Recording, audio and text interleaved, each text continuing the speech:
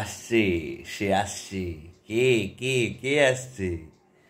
রবি কুমার বললে ভুল হবে, ব্যাড অ্যাস রবি কুমার আসছে। তো এই ক্যারেক্টারটার নাম তোমরা সকলেই জানো।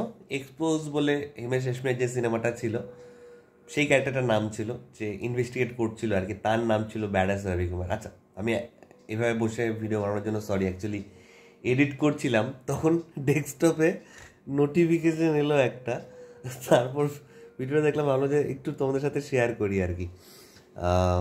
তো ব্যাড অ্যাস রবি কুমার আসছে, একটা মোশন পোস্টার, সে প্রায় 1 মিনিটের লম্বা একটা মোশন পোস্টার। আচ্ছা, সেটা হতেই পারে, কিন্তু যেভাবে মোশন পোস্টারটা আসে, লেখাগুলো আসে কি হিমেশ রেশমিয়া মেলোডিস প্রেজেন্টস লেখে ব্যাড অ্যাস রবি কুমার।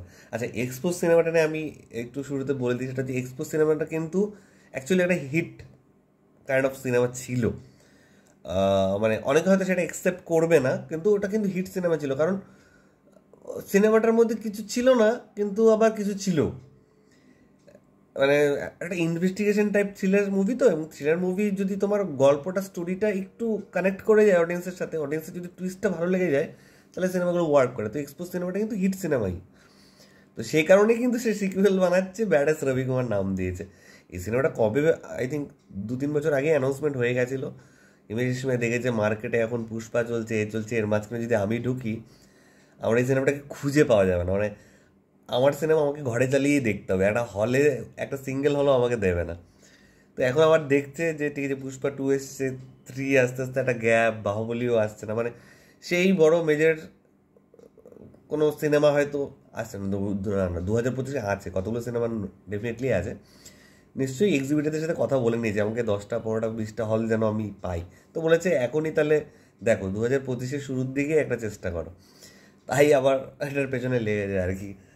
মানে টিজারটা তোমরা দেখো, তাহলে বুঝতে পারবে। এবং যেভাবে শুয়ে আছে হিমেশ রেশমিয়া, মানে পাগল না কি, কি দরকার? আচ্ছা, প্রডিউস করছিস তাহলে অন্য একটা হিরো নিয়ে নে, নিজেই করবে সে। মিউজিক কর, হিরো অন্য একজনকে নে, একজন নিউ কামারকেই নে, অন্য টাইপের একটা গল্প ভাব, ভালো তো না, সেটা করবে না সে। জানি না, এরা তো আবার স্ট্রাইক স্ট্রাইক খেলে, খুব কিছু উল্টো পাল্টা বললে আবার স্ট্রাইক দেওয়া শুরু করেছে। তো ঠিক আছে, এটাই তোমার সাথে শেয়ার করার ছিল। ব্যাড অ্যাস রবি কুমারের যে মোশন পোস্টারটা বেরিয়েছে, সেটা আমার একদম পুরোপুরি এরকম লেগেছে। তোমাদের ভালো লাগলে ভালো। তো এটাই তোমার সাথে শেয়ার করার ছিল। তোমাদের কার কি মতামত প্লিজ নিচে কমেন্ট করে জানাও। আমার ভিডিওটা ভালো লেগে থাকলে লাইক, কমেন্ট, শেয়ার করতে একদম ভুলবে না। চ্যানেলটাকে যারা প্রথমবার দেখছো, নিচে যে রেড সাবস্ক্রাইব বাটনটা আছে সেখানে ক্লিক করো, পাশে একটা বেল আইকন আছে সেখানে ক্লিক করো, অল অপশনে ক্লিক করো।